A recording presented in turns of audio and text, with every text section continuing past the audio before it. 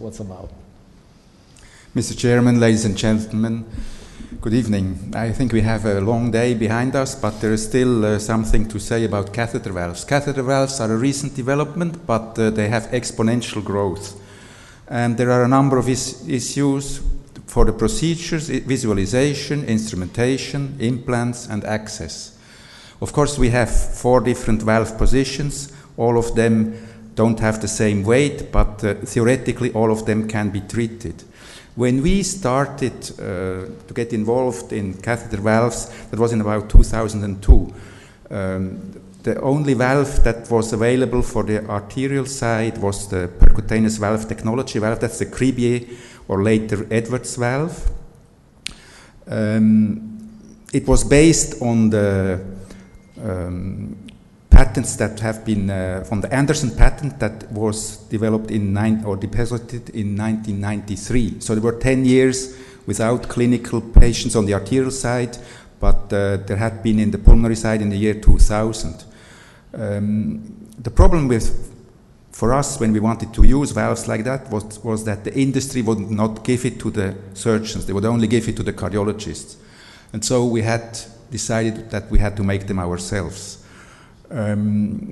Initially, we wanted, based on our knowledge with endovascular stent grafts, a self-expanding device. All stent grafts that are put in the aorta are self-expanding. We wanted to use a natural valve because we didn't want to have to develop a valve. And we wanted to start for an easy position and thought about a tricuspid. But it's difficult to fix something in a tricuspid, and as you have heard today, it's a banana-shaped configuration, so that's not the ideal place. But you can put 2 valves in the superior and the inferior vena cava. So the first valves we built were made from jugular bovine material and self-expanding stents like the one showed here, and we put this in the cava, superior and inferior vena cava, and found very quickly that these valves would not work because the leaflets were much too stiff. All these valves are tanned material, and if you have seen a tricuspid valve in an infant or a newborn, you know that there is almost nothing necessary to move that valve, but these valves are much too stiff.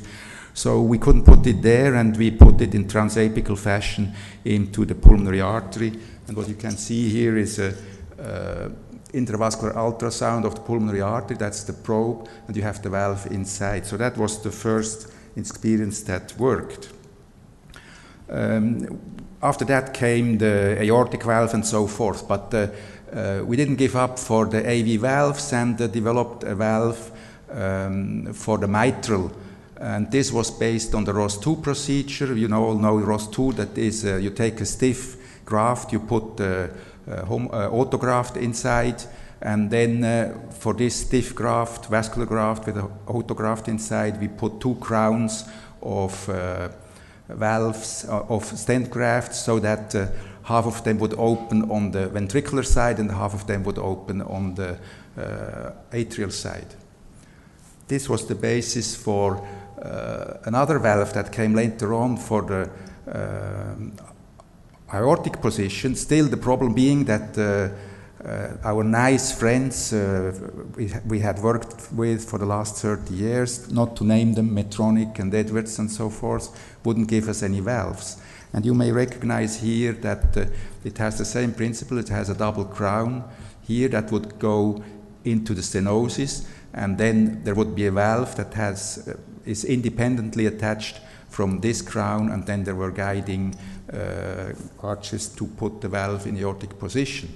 This valve was first tested in porcine experiments, and the valve was in a capsule, which is here, and you can see that to unload the valve you had to advance the capsule, and you will immediately see that this is a problem because the ascending aorta in the pig is about 1 centimeter long, or maybe 2, and we could not open the system. So we had to change the system for implanting the valve. However, this type of system is useful for the femoral or the transaortic approach. Then we have tried to compare in the experimental lab self-expanding versus balloon-expandable valves. You can see here mock loop with a ventricle, and here the atrium is here, and this is the aorta where you can replace the valves. And we put a biological valve there, and the next step was then to compare self-expanding valves against balloon-expandable valves, and you can see very easily that with the balloon-expandable valves, which are the dark columns here, in this volume-controlled system, you have huge pressures that would stop the system here because we did not interrupt the beating heart, if you want so. Whereas for the self-expanding valve, which would open spontaneously and have, in the meanwhile, the blood passing either outside or inside of the valve, you would have very low pressure gradients, as shown here. So this showed us that you could use self-expanding valves without having to introduce rapid pacing. And in the meanwhile, the the engineers had also changed the delivery system, and now we had a system that would a capsule at the tip with a pullback of the sheath, and could implant this in the pig model. We have here X-ray image of the development of the upper crown. The lower crown is still in the system. This is the echo probe for intracardiac echocardiography. And here the valve is unloaded with the lower crown opened here, the upper crown opened here. And of course you can do angiography and show that the coronaries are perfused. This is the intracardiac echocardiography. You have the cage of the valve here, and these are two leaflets that are cut, which are in aortic position. So this is a series of the Symetis valve, 250 patients from different centers, 22 Euroscore, 8 Euroscore, STS score, high neurocardiac association class, and severe stenosis. I think you can see it here. 07 opening surface. Sorry?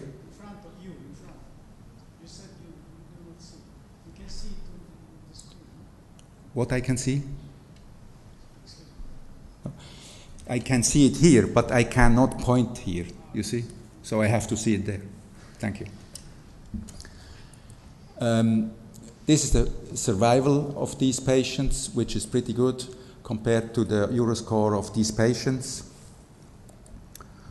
And from there is the development of a system that can be delivered in the other direction, for instance, transfemoral or transaortic.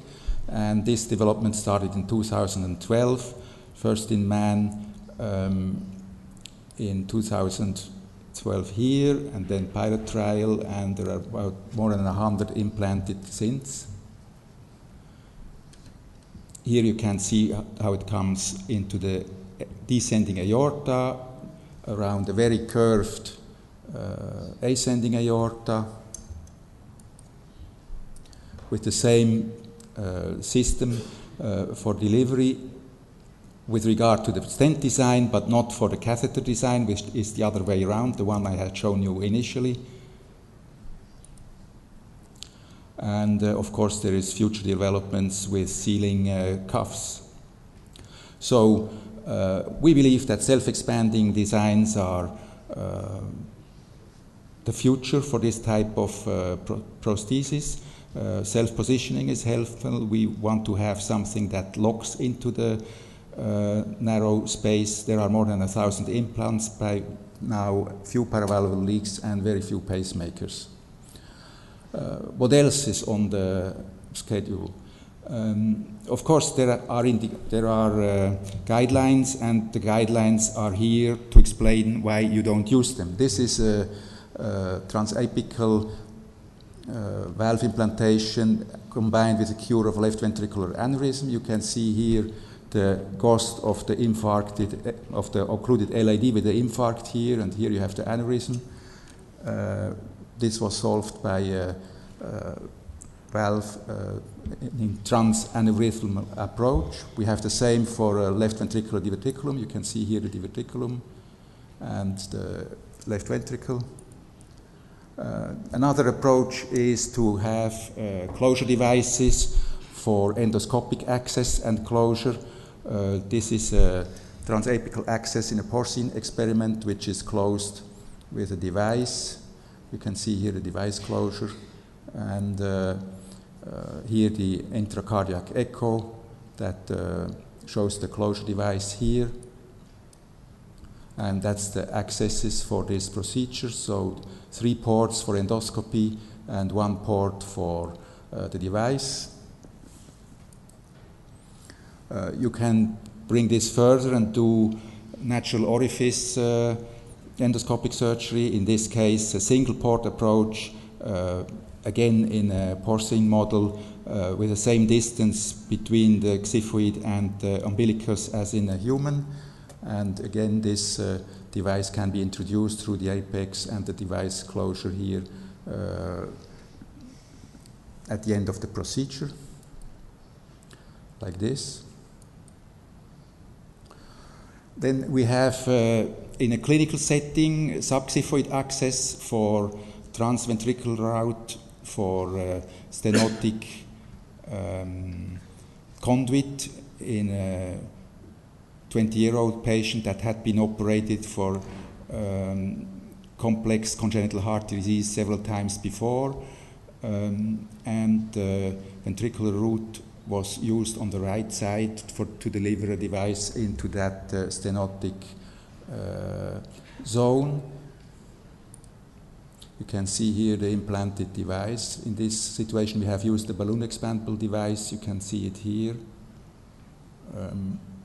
Because the competing device, this is a sapien device in the pulmonary position, in the pulmonary conduit position, because the competing device was too small for this patient.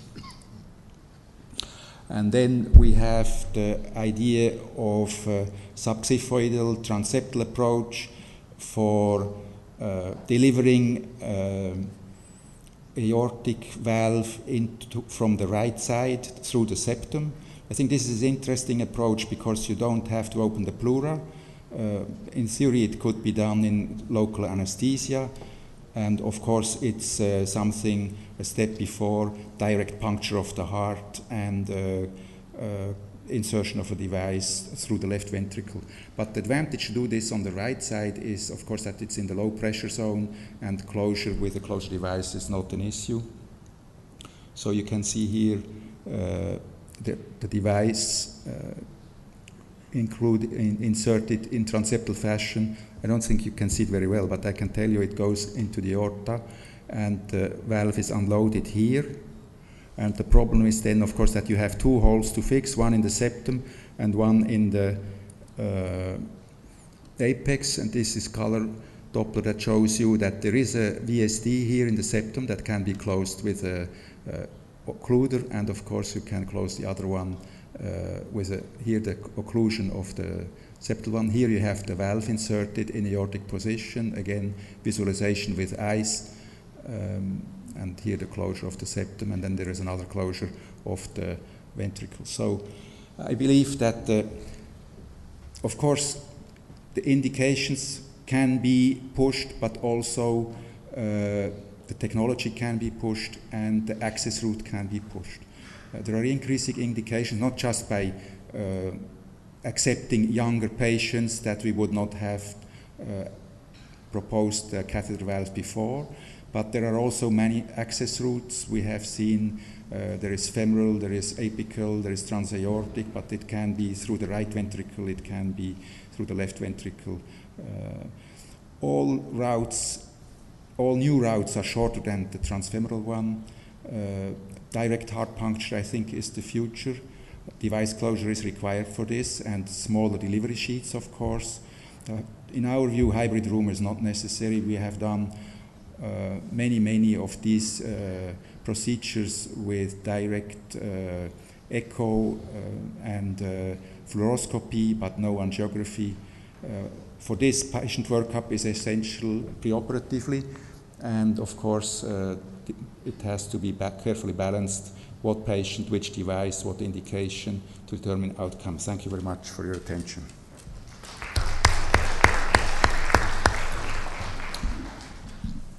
Ludwig, thank you very much. It's a very wide possibility. The discussion is open, please.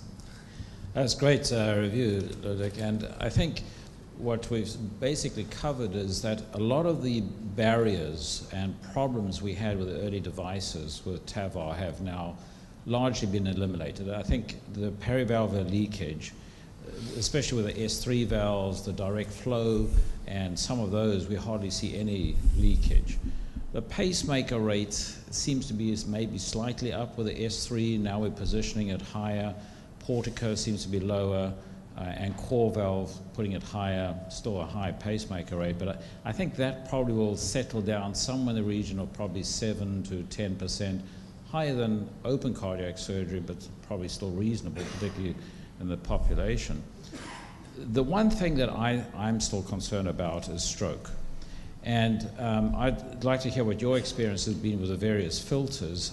I've been using filters now for the transaortic approach, and every single one of the patients that I've done an MRI on afterwards has multiple mini strokes, even though we're filtering them.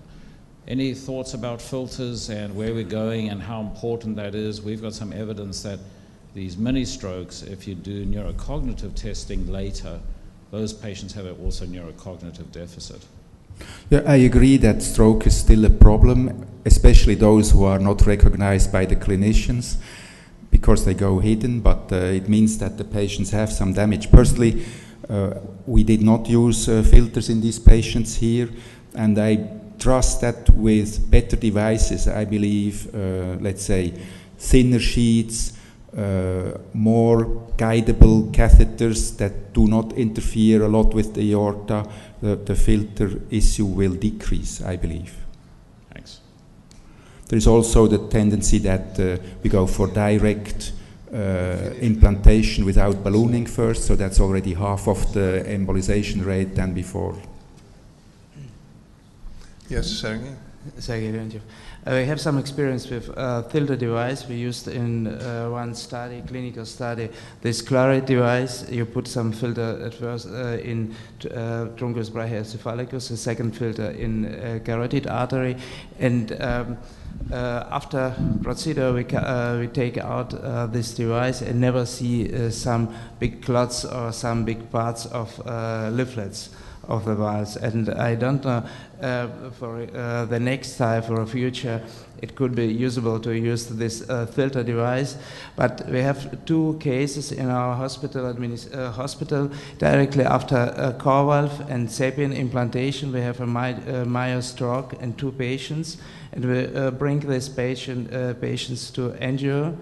And we are able, our guys for angio are able to discover large pieces of calcium, or on the second case it was a large piece of leaflets of aortic valves. And in my opinion, we have to, directly after operation, we have to look for a patient, and if patients have some neurological problems, like a stroke or a hemiplegia or something, in some patients is some funny.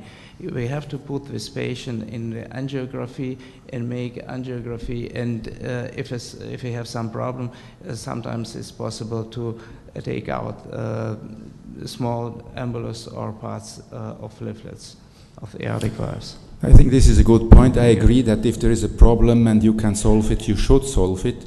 On the other hand, I think also for the filters, they have a complication burden on their own. I mean, in the past, we had direct angiography for the carotids, and we had stroke from the angiography. So it's not even necessary to put a lot of stuff in there. It's enough to puncture it. The proposal was made, according to this, what you say, to put in for the patients who are receiving transaortic retrograde implantation of the valve, to put the embolic protection device, which is now considered absolutely necessary when you are doing carotid stenting.